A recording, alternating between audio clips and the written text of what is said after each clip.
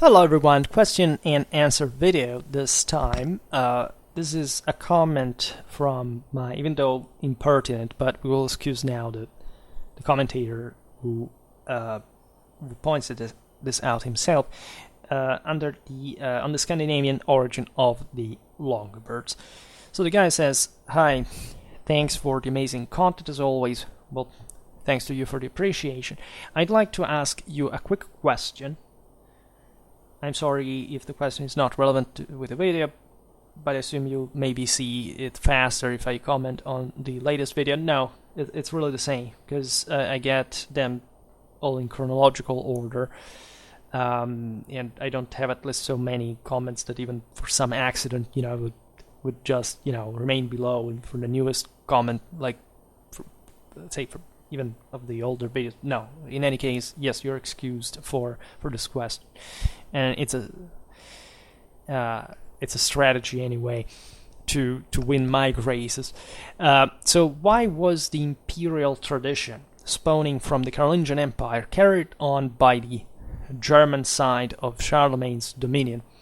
I don't understand why it was not the French crown to continue in the steps of Charlemagne, especially since he was firstly the king of the Franks. Instead, the Frankish crown remained relegated on French territories, while the German kingdom began imposing itself as the imperial authority. I don't know how much this question makes sense, but I have been thinking about it a few days, and I hope you can give me a nice and concise answer. So I will make it, like you were probably seeing here, the video very long, but it will be brutally short if you need to skip all the rest. The simple reason is because the Eastern Frankish crown monopolized the control on the papal election. In other words, the control on Rome through the Raumfahrt to be crowned emperors. Right? That's the simple question. Now, I can explain why that happened specifically. Right? So, a couple of notes here. So, as you point out here, there was an imperial tradition, which is something that is above any crown, right, aside the imperial one that is conferred by the papacy and the people of Rome to whomever is worth to be emperor, right? So essentially the lay authority on earth, right? I will skip all the question of the investiture struggle, what was the traditional issue between the warriors and, let's say, the church, the priesthood, let's put it in this way, in terms of who should check whom, but this is a problem that has to do with the fall of the Roman Empire in the previous centuries, and not quite with this now, and the question is not that. Now, so first of all here, you seem to attribute, clearly says the Frankish crown remained relegated on French territories. Well, this is not actually correct per se, meaning that the Franks split their own domains in the 9th century, creating multiple Frankish crowns. Right, the fact that the Kingdom of France, as it was starting to be, the Royaume de France, as it will start being called from the time of Philip Augustus from the 13th century onwards, remains, again, French with its name, like it's the land of the Franks, doesn't actually mean that Germany wasn't considered a Frankish kingdom, right? Until Frederick Barbarossa, also there we are in the same, more or less the same times with Philip Augustus, is known as the Eastern Frankish kingdom. So actually, that was a kingdom of the Franks, and there was nothing like this. This goes back to the partitions of the 9th century. There was no such thing like, just a Frankish power in the west and one in the east, right? The Italic crown, admittedly, was a Longbird crown that the Saint Charlemagne took on himself, right? And that would be made, given that Rome was ideally contained, at least in an earthly sense, in it, the only necessary crown to have in order to become emperor. Right? At some point it would happen. Think about Charles II. He was Western Frankish king, and he was emperor. He was just a Western Frankish emperor, right? And that's it. There were some Italic emperors, right, during the 10th century. So there was even a Burgundian emperor at some point. So literally coming right from a king of, in that case, Italy or Arles, right? So this you can be seen from just a simple list of the Carolingian, in fact, of what would become, let's say, Holy Roman emperors, in perspective, but that can be seen from the same Carolingian line, right? Always bear in mind that Lothair, right, the Lotharingia, the Italic kingdom, were chosen as the center of the empire because they had Rome and Aachen within them. I mean, Louis II, for example, known also as the Younger, he was king of Italy and emperor of the Carolingian Empire. He ruled literally from the Lombard kingdom. So it was not even nor a Western Frankish or an Eastern Frankish thing, right? It was just a Carolingian ruler of the entire empire, but on a power base that was by repartition with his relatives, his father, etc. Again, Lotharingian and Italic one. So the fact that eventually France maintained the name of the Franks is just an accident, in a way, right? And it has to do more with some cultural issues. And you're right in pointing out that the actual center of the Frankish power as a whole was rather Neustria, not Austrasia. Even if that, however, do not correspond necessarily to Western Francia and Eastern Francia, because the split there, in fact, had even Lotharingia in between. So while it is correct to say that, say, by a matter of barycenter, and especially so if you consider it from a demographic and agricultural point of view, Charlemagne's empire was mostly, yes, a sort of Gallic empire. You can argue it was mostly like French and German at that time didn't exist quite as such, but let's say it would fall mostly in the western side. There was nothing about the imperial crown that was specifically Frankish. The crown was Roman. And that's what mattered. It was a super royal thing. Also, again, the Frankish kingdom's heartland historically was Neustria and Austrasia, and Austrasia arrived up to Germany. So there were some lands of what would be the Eastern Frankish kingdom, and so the kingdom of Germany later, that had been properly the heartland of the Franks. I mean, the early Pepinids Arnulfings ruled from Cologne, right? So aside from the Carolingian repartitions that are key in this administrative sense to define the various kingdoms, there wasn't actually much of a divide in that regard, right? So what was the sense of the Eastern Franks, the Germans, if you want, to manage to secure their imperial prerogative over time? It was simply custom, like most laws at the time. I mean, and here, of course, the question is, why did the Germans manage to secure the Roman crowning and the French didn't in that regard? Well, the question is quite simple. Paradoxically, France, as things would prove throughout the late Middle Ages, and already the previous ones for that matter, was actually the most developed and powerful area, right, of the empire. It's exactly the cradle of all the clienteles of the assets, right, that would make the Carolingian Empire in the first place. But exactly for this reason, the local vassals were so powerful, right, that the monarchy, when the system overstretched and so there was no land to redistribute, took over matters locally much more easily, right? So that, as you know, the various kings of Western Francia, from the Carolingians to the Robertians, eventually the Capetians, actually were relegated to a very small area, right? Not even large as a German stem duchy, literally the Ile-de-France, and that's basically it.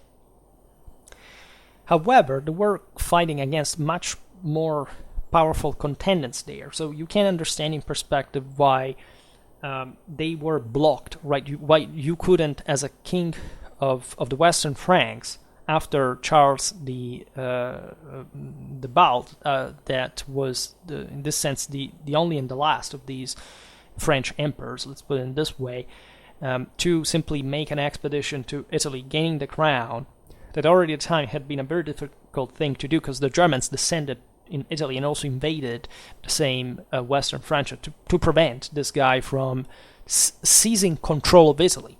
Right? They granted him the imperial crown as long as he remained out of Italy. Then things begin to fall apart.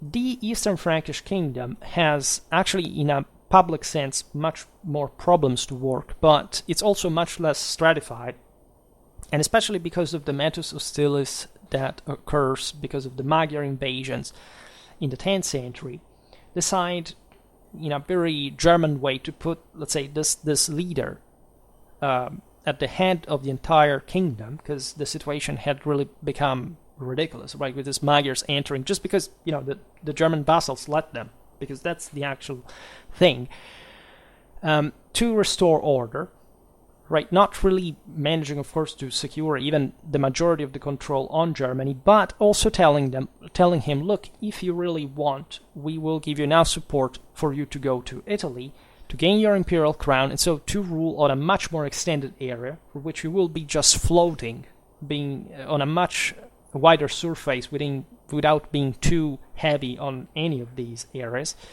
and we will continue this thing of the imperial grandeur. This is basically how the Germans, while the Western Frankish kings were preoccupied with just surviving in Paris and the surroundings, would simply, at some point with Otto III, simply have their imperial court in Rome, right? So this would happen. That's just the pinnacle of it. Actually, it was very complex, as we have seen in many videos, to rule the Eastern Frankish kingdom, and the German presence in Italy was intermittent, to say the least. But it was, again, enough, like the so-called Rome fact, was this single expedition for literally just being crowned emperor. But that's all they needed, right? Of course, at some point they tried also to consolidate their power in Italy in a more stringent way, because the peninsula was disgustingly rich, as much as disgustingly fragmented from a political point of view. So the best target ever, right?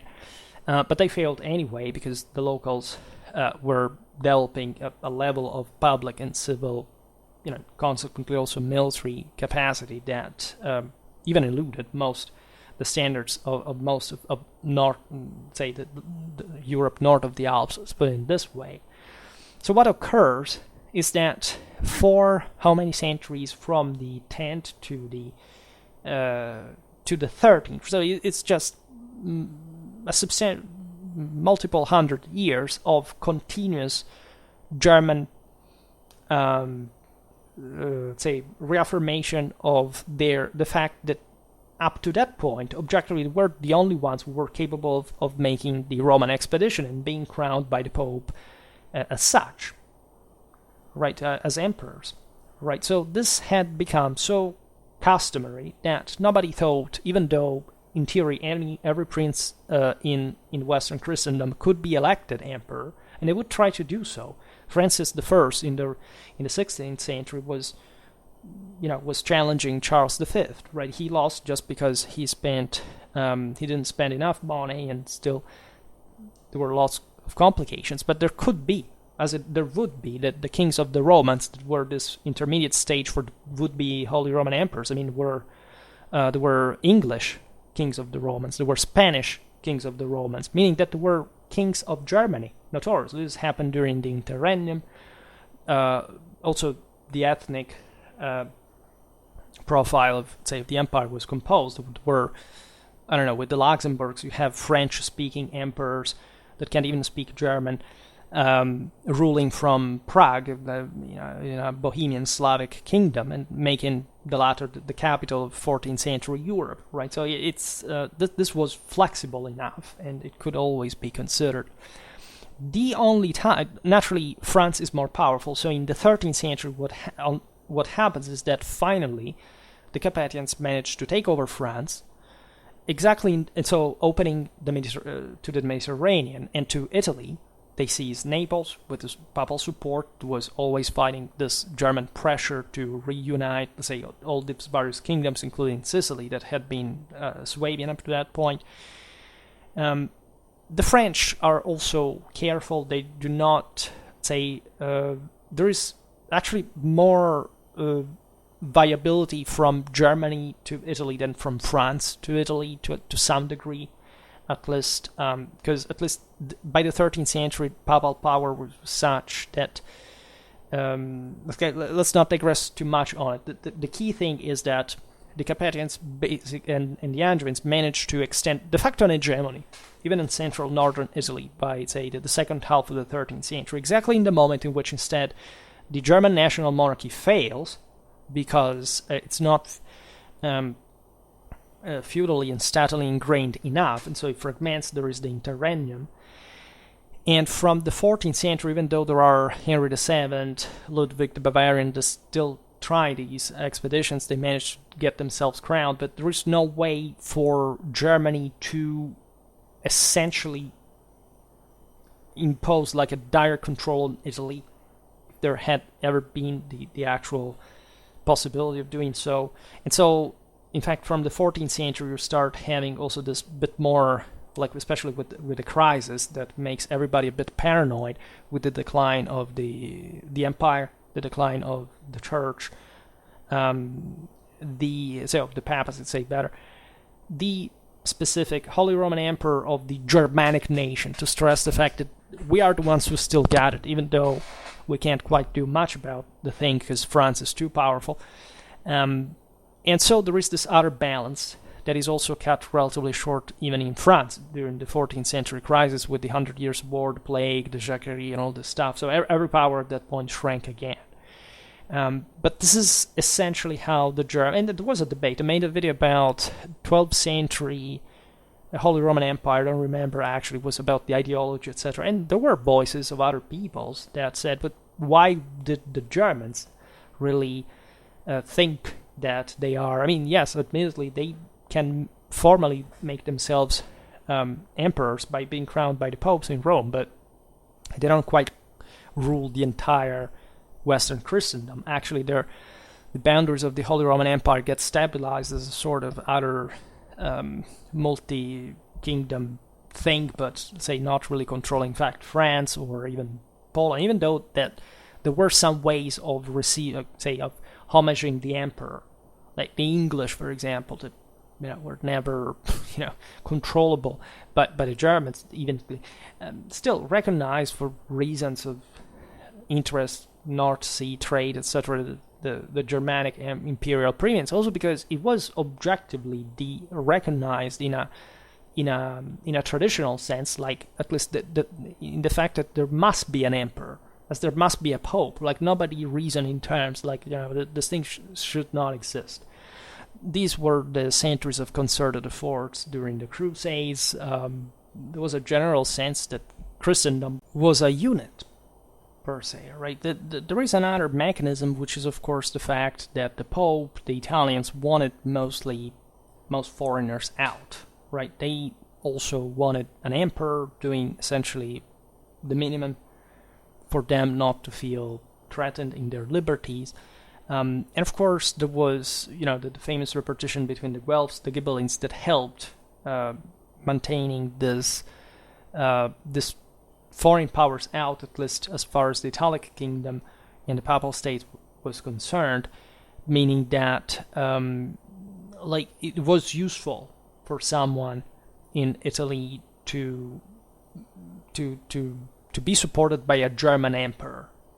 Right, this recurs throughout all Ghibelline history, like that some of the most powerful houses in Italy and in this sense in Europe were were just recognized by the emperor. That was still the official authority to some degree. So it was all a matter of, an articulated balance. The French also had at some point their different issues with the English, the Flemish, the Aragonese. So just even a full invasion of Italy again to try to subjugate it will not occur, and not even during the 16th century would be entirely possible during the Italian wars, right, where there were also many dynastic precedents in Milan, in Naples, and still this land being recognized, in fact, at that point as a sort of, again, Holy Roman Imperial land, as if France had not been, right? So by that time we are in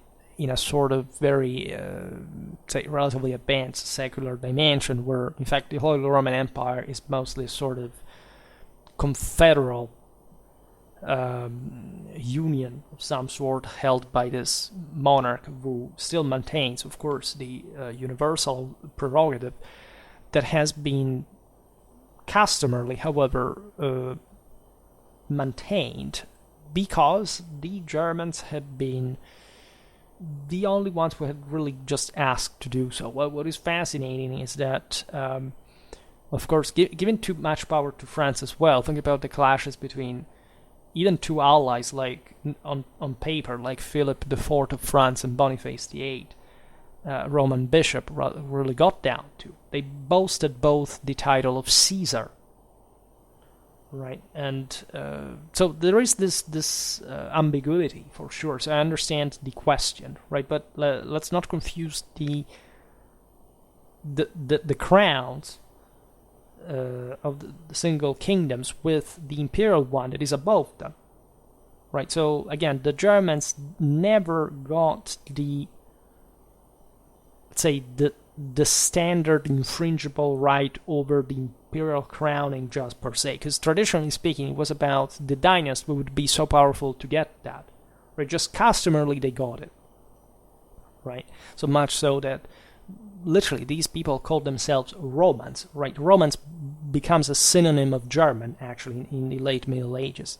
If you look at some sources, they're terrifying. It says, we are the Romans, right? But it's mostly something that just the Germans tell to themselves, right? You do not really find the thing being told in another country, right? You find, of course, the title of King of the Romans, of course, best style, like, accepted, whatever. But of course, by that point, say the French were considered the French, the Italians, the Germans already, right? Aside from their, internal divisions, and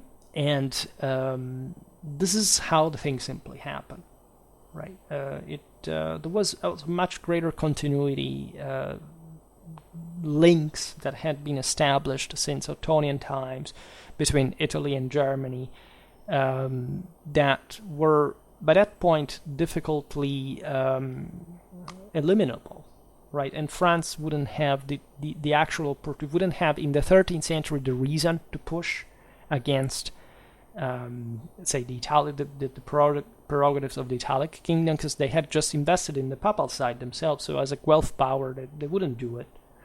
And they wanted mostly instead to conquer Jerusalem, Egypt. So to create a sort of Mediterranean empire, also reconquering Constantinople. Maybe at that time they would have asked for, say, more, right, and trying to become hegemonic once again. In France, objectively had this, right? The Italian wars were this. Louis XIV was this. Napoleon was this, right? There were these different waves.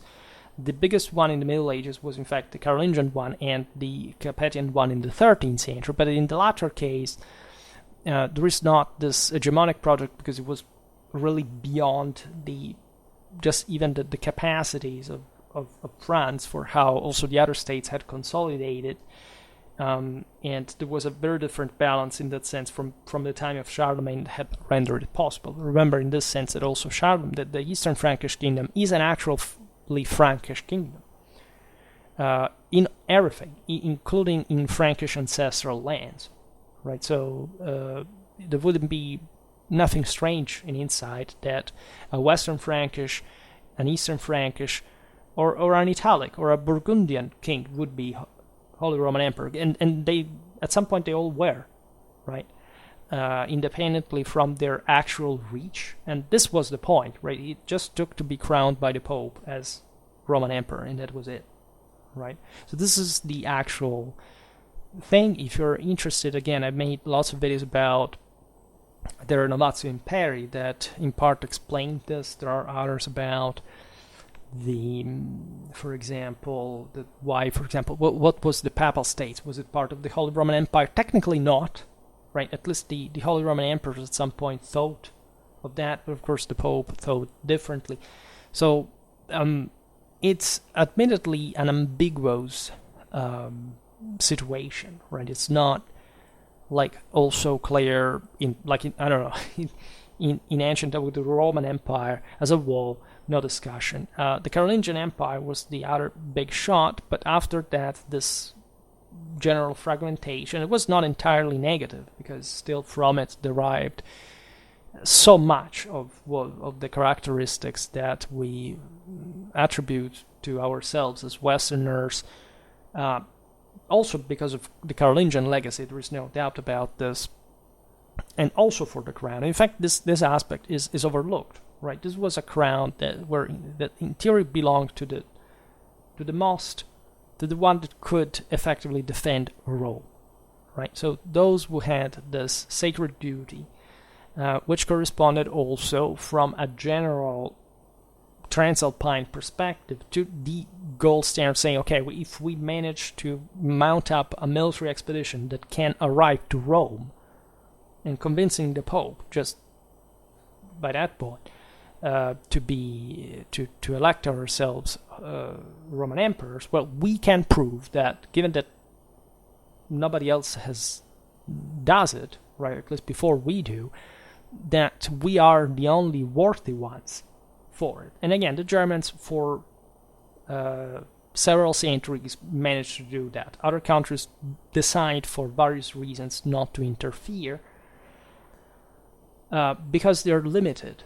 Right, this is mostly the reason that they had limited scopes, and investing on such a greater project to permanently dislodge this, the Germans from the Axis would have brought the war between France and Germany. It would have been a mess, right? France, for example, would have had to go at war against Germany, which was a mess. Like France mostly tried to consolidate the power internally because it was a leviathan just by itself. They tried to invade Flanders. They had their conflicts with England. Like, invading Germany was very complicated because it was so fragmented and not even particularly developed that it was not really such a sensible enterprise. Naples, Constantinople, Jerusalem, those are completely different stories, right? From Naples, you also protect Rome, de facto. In fact, the Angevins at some point do have some kind of that idea, but it's not before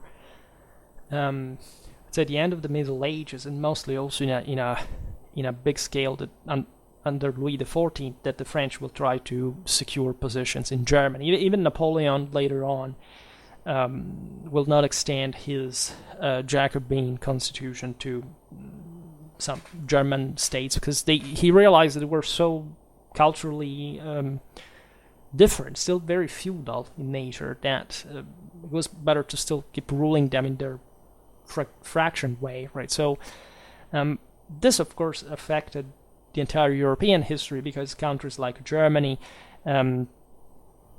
Italy, Bohemia were and just mostly by the Habsburgic monopoly, or also think about Hungary or other countries in Central Europe, were under this big thing that still recognized the traditional imperial universal ruler until, again, extremely recently back in time, in a way that felt so natural for how it had established itself from medieval times that there was no greater need to modify the situation. Also, the Spanish in the modern era, they they were the same Habsburgs, but admittedly they were also a bit antagonistic with the Austrians. But they never thought, okay, now we will crown this our Spanish king as emperor, right? Charles V was, because he cumulated the various crowns, but he was Holy Roman Emperor still, and even there the Holy Roman Imperial crown would remain to his brother's, dynasty, like branch of the dynasty in Austria, and not in Spain. They would instead get a chunk of the empire that was the Netherlands, Flanders, and so, and even, I don't know, Milan, for example. And so the thing was balanced there in the clash against France. So you understand how there was no opportunity to switch, say, dominance over the imperial crown, because things were already so delicately compromised. Think about by the Reformation, that if the Catholics had started arguing over whom was historically that the imperial crown, even in updated times, like, they would have really had more problems than not, right? So, but it wasn't properly even thought, right? By the late Middle Ages, this sense that the emperors, the depositories, of the imperial grandeur were the Germans, or at least this federal system that had been only gradually affirming once again as a relatively functional monarchy, was already established, right? So this is history just per se, but always consider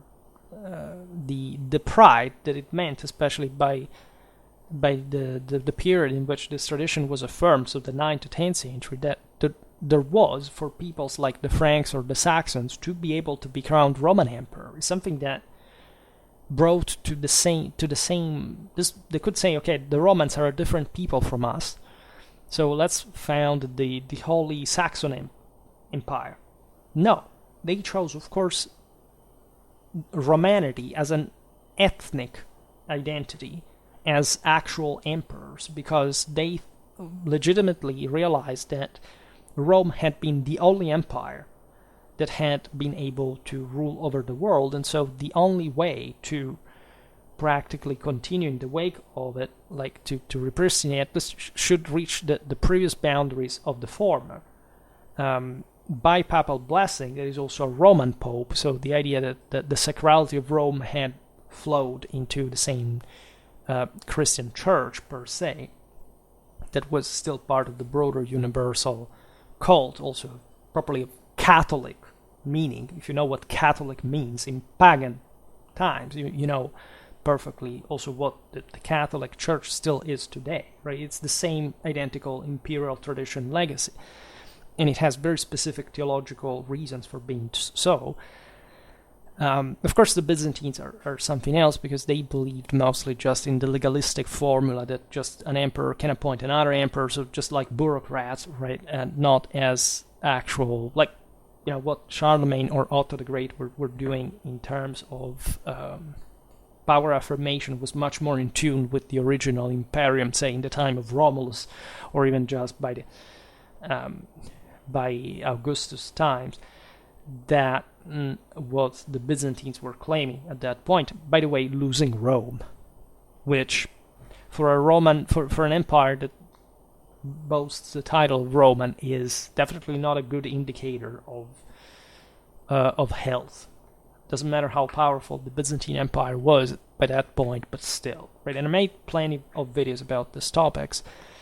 Also some controversial ones, because these theories normally are, it's not that they're reduced as fringe ones, but as soon as people hear the first second of the explanation, they say, no, I don't want to hear, because that's called cognitive dissonance, but it's actually real stuff on a traditional imperial basis, and there's not many ways to get around that.